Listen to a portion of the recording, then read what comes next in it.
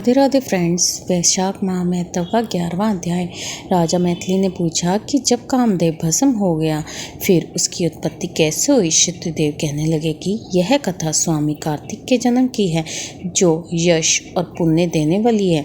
जब महादेव जी ने कामदेव को जला दिया तो उसकी स्त्री रति अपने पति को भस्म हुआ देखकर शोक से मूर्छित हो गई। जब 2 घड़ी पश्चात उसकी मूर्छा गई तो अत्यंत विलाप करने लगी, जिससे सारा तपोवन दुखमय हो गया।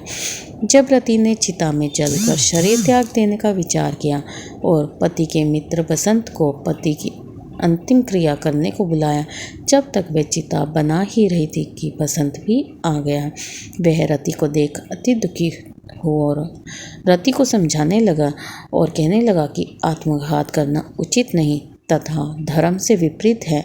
जब बसंत ने उसके शरीर त्यागने का विचार देखा तो नदी के किनारे चिता बनाई और रति गंगा में स्नान कर सब इंद्रियों को रोक और मन को आत्मा में लीन करके चिता पर चढ़ने को तैयार हो गई। तो उसी समय आकाशवाणी हुई कि हे पति प्रेमा, तुम चिता में प्रवेश मत करो, तुम्हारा पति महादेव जी और कृष्ण भगवान से उत्पन्न होगा। इस प्रकार क्रम से 2 जन्म होंगे।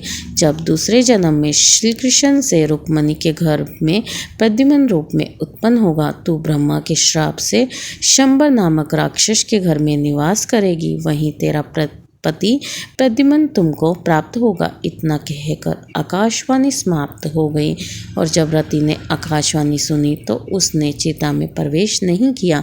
फिर जिनके कार्य की सिद्धि के लिए शिव जी ने कामदेव को भस्म कर दिया था, उन सब देवताओं ने बृहस्पति, इंद्र और अग्नि को आगे करके रति को वरदान दिया कि आज से तेरा पति अनंग कहलाएगा और अंग वाले की तरह मरा हुआ भी दिखाई देगा। फिर कहने लगे, पूर्व काल में तेरा पति सुंदर नाम का राजा था। उस जन्म में भी तुम इसकी पत्नी थी, परंतु रजशंकर कारिणी होने के कारण तुम्हारी यह दशा हुई। अब वैशाख मास में मंदाकिनी नामक नदी में स्नान करके मधुसूदन भगवान का पूजन तथा उनकी दिव्य कथा सुनने से तुम्हारा पति अवश्य तुमको मिल जाएगा।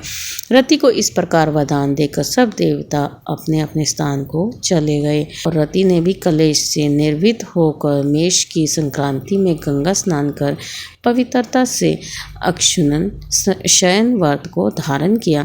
इस व्रत के करने से उसी समय कामदेव दिखाई दिए। उसने वैशाख मास में कर्तव्य धर्म नहीं किया था, इसी कारण परमात्मा का पुत्र होने पर भी अंगहीन हुआ। श्रुतिदेव कहने लगे कि जब महादेव पार्वती जी के सन्मुख खड़े हुए अंतर्ध्यान हो गए तो पार्वती जी खड़ी रह गई और सोचने लगी कि अब क्या किया जाए।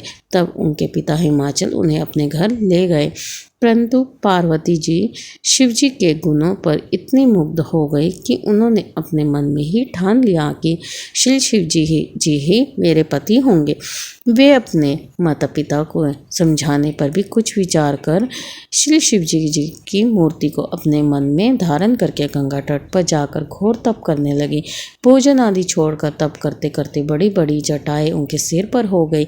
इस प्रकार 1000 वर्ष तक शिव जी की आराधना करती रही। एक दिन सायंकाल के समय श्री महादेव जी पार्वती जी की परीक्षा करने के लिए ब्रह्मचारी वेश धारण कर उनकी प्रणकुटी में आकर उनकी अचल भक्ति देखकर कहने लगे कि हे भद्रे, जो तुम्हारे मन में हो वरदान मांगो। तब पार्वती जी कहने लगी कि मैं यही वरदान मांगती हूँ कि आप मेरे पति हो। तथास्तु कहकर श्री शिव जी ने सप्त ऋषियों को बुलाया और उपस्थित होने पर उन्हें आज्ञा दी कि तुम हिमाचल के पास जाकर विवाह का प्रस्ताव करो। सातों ब्रह्मवादी ऋषि चारों तरफ प्रकाश करते हुए आकाश मार्ग से हिमाचल के घर पहुँचे। राजा ने उनको यथोचित पूजन आदि से सत्कार किया। तब ऋषियों ने कहा कि हे राजा हिमाचल, तेरी कन्या पार्वती पहले दक्ष की कन्या सती थी, जिसने अपने पिता के यज्ञ कुंड में गिरकर अपने प्राण त्याग दिए थे। इनका पानी ग्रहण करने योग्य सिवाय शिव के और कोई नहीं है, इसलिए तुम अपनी कन्या का विवाह श्री शिव जी के साथ कर दो। तब हिमाचल ने कहा कि मेरी कन्या ने तो छाल के वस्त्र पहनकर गंगा तट पर शिवजी जी के साथ विवाह करने के लिए अनशन व्रत धारण किया हुआ है। सो उसकी मनोकामना पूर्ण हुई। आप महादेव जी को जाकर कह दे कि मैं प्रीतिपूर्वक अपनी कन्याओं के अर्पण कर चुका, आप उसको अंगीकरण कीजिए। उधर सप्तऋषि भी श्री महादेव जी के पास पहुंचे और विवाह निश्चित तिथि पर लक्ष्मी आदि सब देवियों और विश्व आदि सब देवताओं के समक्ष विवाह हुआ।